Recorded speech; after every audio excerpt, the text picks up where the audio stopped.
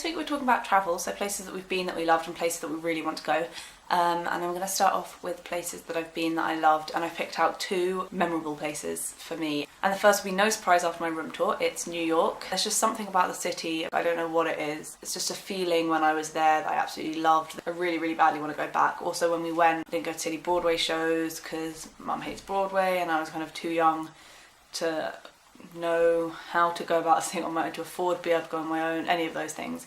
So if I go back, I want to go see a ton of shows. I always feel like maybe it's because I live in London rather than experiencing it as a tourist, but London is nothing like the London in movies, but New York was pretty much exactly like that. I remember the first time we stepped out of the subway in Manhattan, I just kind of looked around and was like, yeah, this is New York. It's just exactly as I imagined it and as I wanted it to be. The other place that really stands out as an amazing travel experience was South Africa. So I went on a sports tour South Africa a couple of years before I went to New York, so I was 14. It's such a different country. Obviously there have been some political issues since I've been there, and obviously before I went there a shitload of political issues, but it was just a really gorgeous country. When we went up Table Mountain it was really foggy, and so there were moments when it was just, you look down, it was just fog.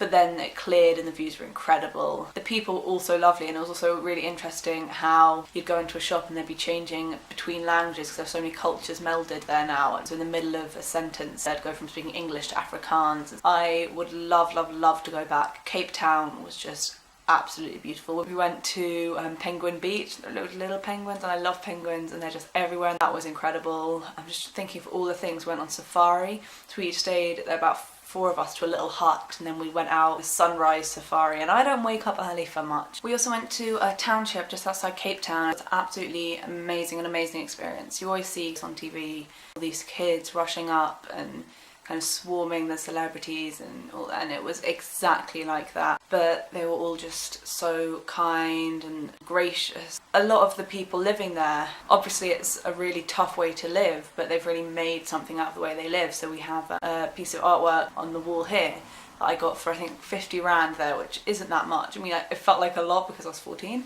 but it's this guy who dyed sands and did these sand artworks, and it was absolutely amazing. He's just made a business for himself with that. And we played hockey against a group of kids who went to the school there. It was pretty much our under 18 squad at the time from our school, and we were playing against these kids who were about 10, 12, but for them sports was a way to get out of the township, was a way to move up and move out. And so they were just so amazing. They were such great players and it was so wonderful to play against them.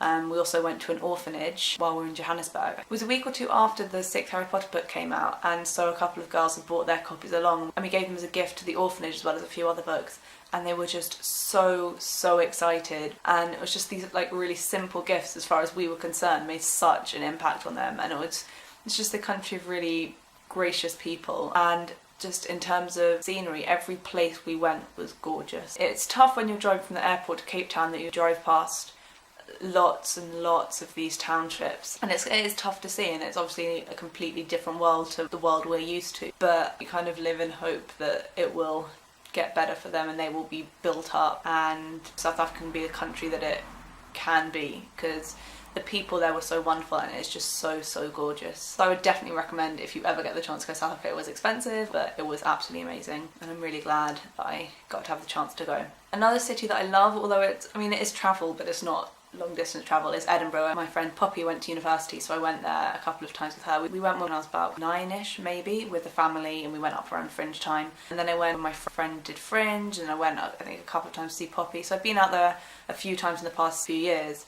And it's just such a lovely city. You just feel kind of comfortable there. There's not really much to say about it, other than you should go if you can. I really want to go back for Fringe when I have a bit more money, because I went 2 summers ago, and it was you don't realise how, you're like, oh, this show's only £10, and they are great deals. It's really great. You get to see some really great stuff, but it does stack up. We were there for about a week, and by the end we were like, okay, free Fringe. So I think to go when you've got a lot of money, go with someone with similar tastes, and it's such a great time in the atmosphere in the city during Fringe. But it's also absolutely lovely to go just a normal time. Last time I was up there, I just went for a weekend. It's just really kind of quaint lovely city. I've been quite lucky in that I've gone to quite a few places in Europe. I've been to Rome and Florence in Italy, I've been to Rhineland in Germany, I've been to Prague, I've been to Paris. So I have been lucky. I really do want to go to Greece. I'd love to see all the places we learnt about when we learnt about the ancient Greeks and the Greek gods and stuff. And I'd also love to go to Greek island, a little bit of kind of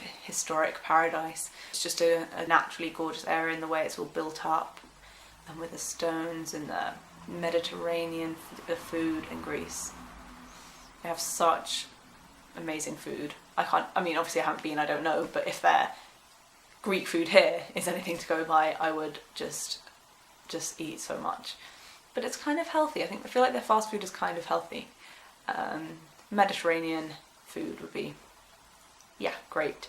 And then there's a sort of big dream that I think I share with all you guys, kind of go across the whole of America. So obviously New York I want to go back to, but I really, really want to go to San Francisco. I want to see the California wildlife and nature that they have there. I want to go to kind of New Hampshire and Chicago. I want to discover kind of little places, go to a really small American town, maybe stay in kind of a little bed and breakfast out in a small American town. These are things I want to do when I have a lot of money, I guess. Until then it's more or less just a dream. I'd also quite like to go to Australia, just once. I don't really know why, though. It's just a thing that I've always wanted to do since I was younger, and I'm not quite sure why. Because I don't really, apart from Sydney Opera House, what really is there to see? Like kangaroos? I don't know. But it's, for some reason I want to go. When I'm rich enough for it to not make that much of an impact on my purse. Also, when I was younger, I was quite obsessed with Aztecs. Again, don't know why.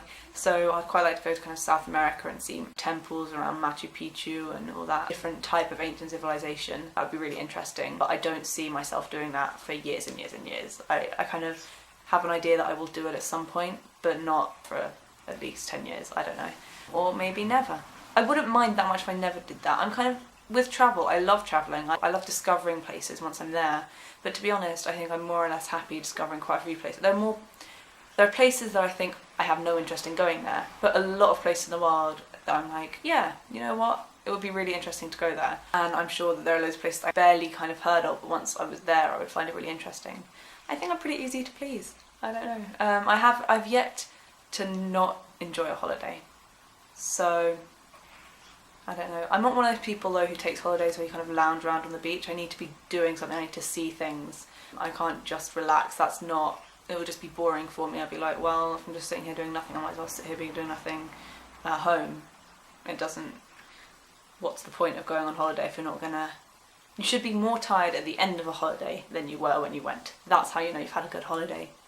So yeah, that's it. That's travel in my mind. See you guys next week. Bye!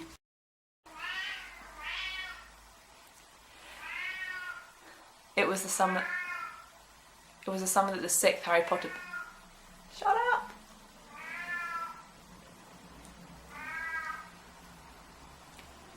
It was a segment of an orange or anything.